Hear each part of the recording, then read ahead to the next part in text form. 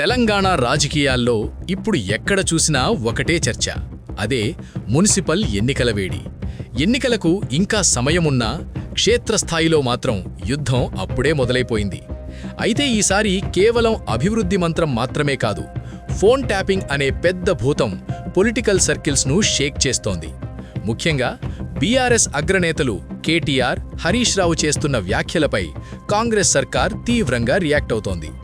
తాజాగా ధర్మపురి ఎమ్మెల్యే మంత్రి అడ్లూరి లక్ష్మణ్ కుమార్ చేసిన సంచలన వ్యాఖ్యలు ఇప్పుడు హాట్ టాపిక్ అయ్యాయి.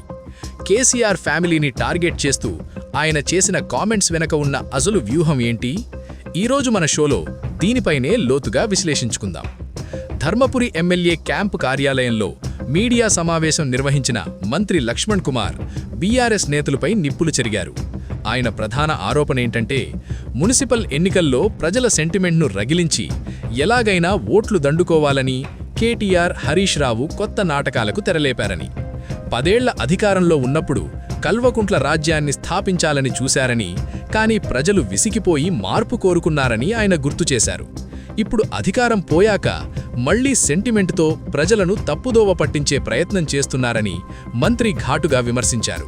అంటే రాబోయే మున్సిపల్ ఎన్నికల్లో బీఆర్ఎస్ వ్యూహాలను కాంగ్రెస్ ముందే పసిగట్టి కౌంటర్ అటాక్ మొదలుపెట్టినట్టే కనిపిస్తోంది. ఇక ఫోన్ ట్యాపింగ్ అంశం దగ్గరకు వస్తే మంత్రి మాటలు మరింత ఘాటుగా సాగాయి. ఒకవేళ ఎస్ఐటీ విచారణకు కేసీఆర్ను పిలిస్తే దాన్ని ఒక విక్టిమ్ కార్డ్లా వాడుకోవాలని బీఆర్ఎస్ ప్లాన్ చేస్తోందని ఆయన ఆరోపించారు. అంటే మమ్మల్ని వేధిస్తున్నారు అని, ప్రజల్లో సానుభూతి పొందాలని చూస్తున్నారని మంత్రి అభిప్రాయపడ్డారు. ఆయన ఒక మాట అన్నారు, బీఆర్ఎస్ హయాంలో జరిగిన అతిపెద్ద పాపాల్లో ఒకటి కాళేశ్వరం అయితే రెండోది ఫోన్ ట్యాపింగ్. సొంత బిడ్డ చేసిన ఆరోపణలకే కేసీఆర్ సమాధానం చెప్పలేకపోతున్నారని, ఇక ప్రజలకు ఏం చెప్తారని ప్రశ్నించడం ఇప్పుడు రాజకీయ వర్గాల్లో పెద్ద చర్చకు దారితీసింది. అంటే ట్యాపింగ్ ఇష్యూ కేవలం అధికారులకే పరిమితం కాకుండా నేరుగా అధిష్టానం చుట్టూ ఉచ్చు బిగుస్తోందా అన్న అనుమానాలు వ్యూవర్స్లో కలుగుతున్నాయి.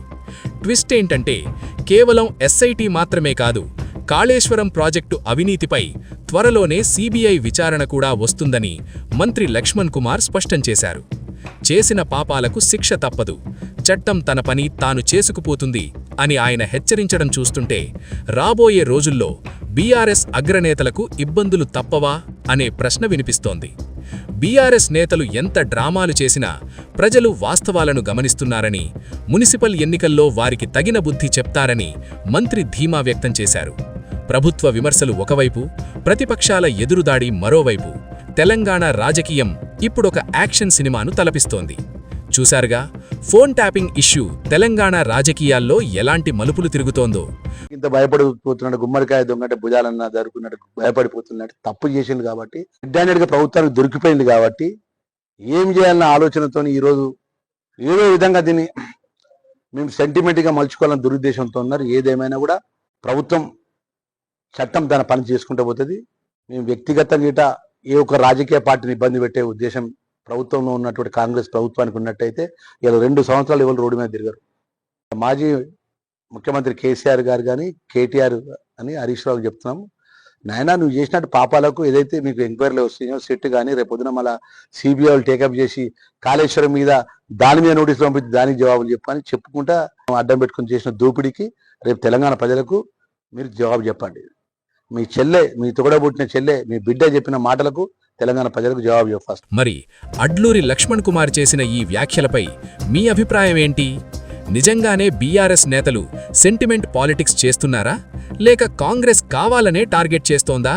మీ అభిప్రాయాన్ని కింద కామెంట్ బాక్స్లో తెలియజేయండి. మరిన్ని పొలిటికల్ అప్డేట్స్ కోసం చూస్తూనే ఉండండి కొలగురి 24/7 news TV. Hi friends, thank you for watching this video. ఈ వీడియో గనుక మీకు నచ్చినట్లయితే దయచేసి లైక్ చేయండి, షేర్ చేయండి. ముఖ్యంగా మా ఛానల్ 24/7 న్యూస్ టీవీని సబ్స్క్రైబ్ చేసుకోండి.